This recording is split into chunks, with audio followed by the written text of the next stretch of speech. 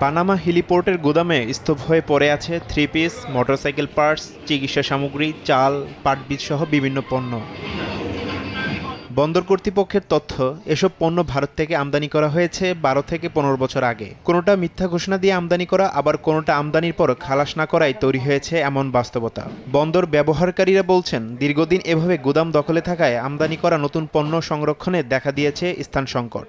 মাল গুদাম ভর্তি হয়ে থাকতেছে, মাল নামার জায়গা হচ্ছে না। 15-16 বছর আছে এই মালটা এই অবস্থায় এখানে পড়ে আছে। মালগুলা যদি ডিউটিতে না নিতে পারে অকশন করে দিক, অকশন করে দিলেও তো সরকারের অনেকটা রেভিনিউ আসে। বন্দর কর্তৃপক্ষ বলছেন, কাস্টমসকে বারবার জানিয়েও কোনো সাড়া মেলেনি। একাধিকবার কাস্টমসকে অবগত করা হয়েছে, কিন্তু কাস্টমস এ বিষয়ে উদাসীনতার পরিচয় দিয়েছে।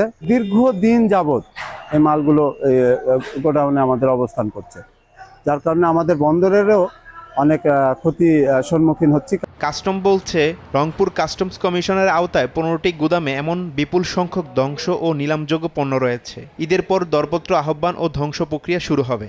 সব গুদাম কর্মকর্তাদের নিয়ে ধ্বংসযোগ্য এবং নিলামযোগ্য পণ্যের সভা আমাদের আগামীকালের মধ্যে শেষ হয়ে যাবে। আমাদের সরকারি যে অকশনিয়ার আছে, সেই অকশনিয়ারকে সামনে রেখে আমরা সাধারণত এই প্রক্রিয়া শুরু করি। দ্রুত নিলাম প্রক্রিয়া সম্পন্ন না হলে ক্ষতির পরিমাণ আরও বাড়বে বলে মনে করেন সংশ্লিষ্টরা। সময় সংবাদ, হিলি।